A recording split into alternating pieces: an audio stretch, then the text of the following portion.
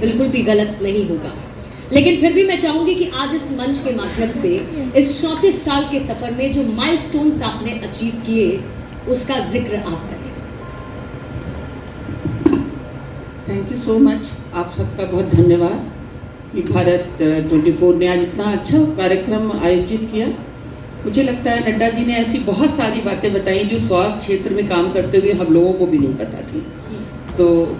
और आपने हमारे सफ़र की जो बात करी, तो मैं आपको बताऊं, जब हमने अस्पताल शुरू किया था 1990 में, उस समय गाज़ियाबाद में कुछ भी नहीं हुआ करता था। तो मेरी सासू माँ यशोदा जी, उनकी जब मृत्यु हुई कैंसर से, तब हम लोगों ने सोचा कि हम लोग एक अस्पताल बनाते हैं शहर के लिए जहाँ पर कोई सुविधा नहीं है। 100 बेड से हमने अपना अस्पताल शुरू किया था। सबसे पहला जो मेरे ख्याल से मुझे लगता है उत्तर प्रदेश की न्यूरो सर्जरी थी, वो हमारे अस्पताल में हुई। पहला अस्पताल था जिसमें सारी सुविधाएं थी, सीटी, एमआरआई, साथ ही साथ कार्डियक जब कैथ लैब लगा तो इट वाज थोड़ा सा हमारे क्षेत्र के लिए बड़ी, मुझे कहना चाहिए, गर्व की बात थी। साथ ही साथ जब हमने NABH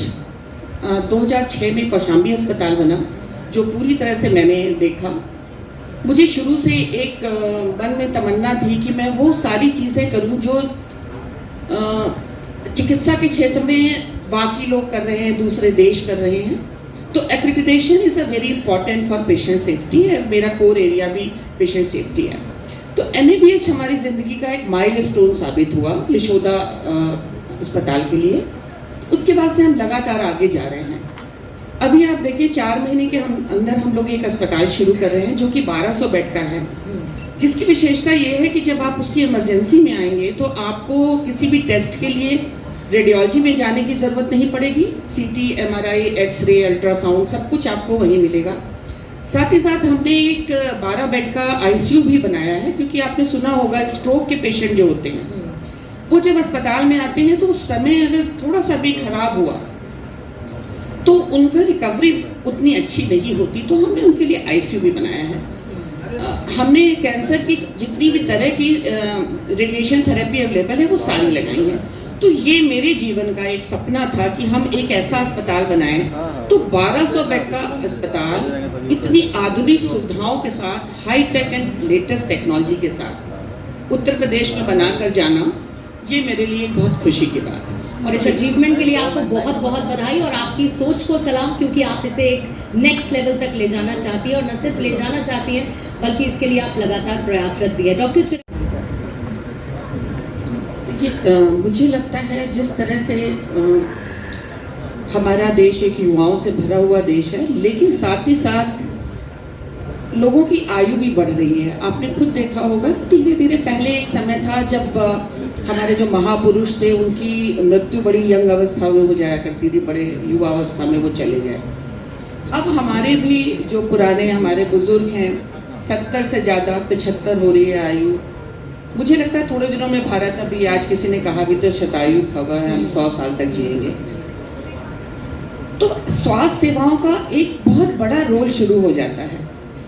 और खास करके अभी जो युवाओं में एक आपने देखा होगा मानसिक तनाव, ये एक बहुत ही कॉमन बीमारी हो गई है, जिसकी वजह से हम लोग सिर्फ स्वास्थ्य सेवाओं से मतलब ये नहीं है कि हम पहले बीमार होंगे हम तब इलाज करेंगे। यशोदा काफ़ी ज़्यादा जागरूकता में यकीन रखता है, तो मैं युवाओं में या मिडिल एज में, जब हम लोग कहते हैं एम्प्टी बर्थ सिम्टम्स हो जाते हैं, स्पेशली फीमेल्स में, तो हम लोग चाहते हैं कि मेंटल हेल्थ पे मैं बहुत सारे कार्यक्रम में, बहुत सारे फोरम्स पे हूँ, तो I am trying my level best कि मैं ज़्यादा से ज़्यादा लोगों को इस बात के लिए प्रेरित करूं कि वो इस बात से हिचके नहीं और डॉक्टर से सलाह लें। साथ ही साथ जैसे यशोदा पार्ट ऑफ TB मुक्त भारत है, हमारे अस्पताल ने पूरे गाज़ियाबाद को गोद लिया हुआ है, highest number in the India कि 5100 पेशेंट्स हमारे गोद में हैं, और हमारा सेंटर स्टेप सेंटर बन गया। ये वो चीज़ें हैं जो सिर्फ इलाज ही नहीं करते, हम बाद में उनकी देखभाल भी करते हैं, उनको न्यूट्रिशनल फूड भी देते हैं, और अस्पताल का रोल इसलिए हमेशा ही बढ़ेगा क्योंकि देखिए जैसे आपने देखा कोविड आया,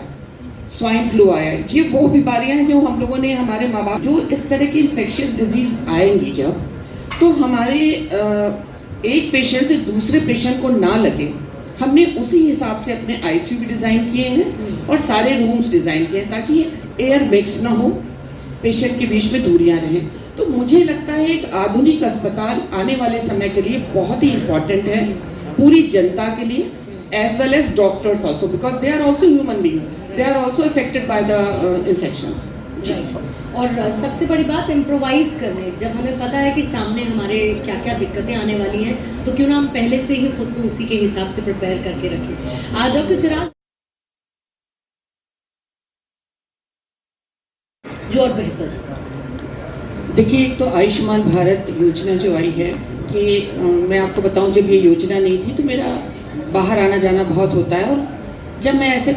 इंटरनेशनल फोरम्स में, तो जब वहाँ डिस्कशन होते थे कि हम सारे कवर्ड हैं, तो I was always feeling very shy कि मैं क्या बोलूँ, हम लोग तो कवर्ड ही नहीं है। लकली मैं NHA के आयुष्मान इम्प्लीमेंट पैनल पे भी हूँ, तो हमें ये पता चला उसके,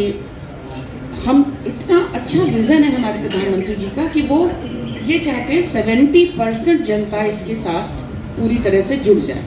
यशोदा भी आयुष्मान के पैनल पे है और उत्तर प्रदेश का पहला किडनी ट्रांसप्लांट आयुष्मान के अंदर हमने ही किया था।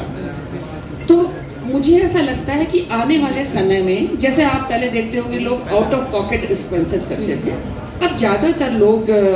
कवर्ड हैं टीपी के अंदर, क्योंकि कॉर्पोरेट कवरेज भी है। जैसे आपका भी मुझे लगता है चैनल चाहता होगा कि आप सारे किसी न किसी मेडिकवर में हो,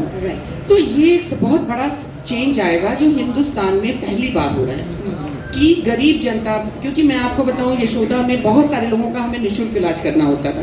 क्योंकि हमने कभी भी कॉर्पोरेट स्टाइल में ऐसा नहीं करा कि अगर आपके पास पैसे नहीं है तो आप वापस चले जाओ। आयुष्मान आने से क्या हुआ कि इंसान को अब किसी के आगे हाथ नहीं फैलाना पड़ रहा है। हमने उनको गाइड किया कि भाई आपके पास पैसे नहीं हैं, कोई बात नहीं, आप आयुष्मान में चले जाइए, ऐसे ऐसे, क्योंकि हमको उन्होंने एक नोडल सेंटर बना दिया है। तो इस लिहाज से अगर आप देखें तो एक आम जनता जो अब तक किसी टेस्ट के नाम से भी जो अभी तक OPD को कवर नहीं करती थी, तो इंसान जो एडमिट होने के बाद ही कोई लाभ ले पाता था, वो भी अब अंडर कवर हो रहा है कि आयुष्मान में भी OPDs कवर होंगी और जितने भी ये TPS हैं उसमें भी OPD कवर होगी। ये एक बहुत बड़ा बदलाव है, क्योंकि लोग पहले ही जाके अपने स्वास्थ्य की जांच करा लेंगे, तो आपको एडमिट होने की जरूरत नहीं है। टर्शियरी केयर पे, क्वार्टनरी केयर पे जो एक दबाव था वो अपने आप कम होगा। तो ये एक बहुत बड़ा बदलाव होने वाला है। मुझे लगता है आप 5 साल बाद हिंदुस्तान को देखेंगी, जैसे हम यशोदा में भी ना आयुर्वेदा और ये सारे होलिस्टिक हीलिंग दे रहे हैं। तो मुझे ऐसा लगता है कि थोड़े दिनों बाद मेडिकल टूरिज्म जो है वो हिंदुस्तान में ही सबसे ज्यादा आपको मिलेगा जी। और क्योंकि आपने 5 सालों की बात की और हमको विजन ऑफ 2047 बात कर रहे हैं, जाहिर बात है कि आप तीनों की तरफ से जो योगदान दिया जा रहा है चिकित्सा के क्षेत्र में, वो उस 2047 विजन ऑफ न्यू इंडिया चिकित्सा क्षेत्र में बहुत मददगार साबित होगा। बहुत बहुत शुक्रिया डॉक्टर पासवान आपका।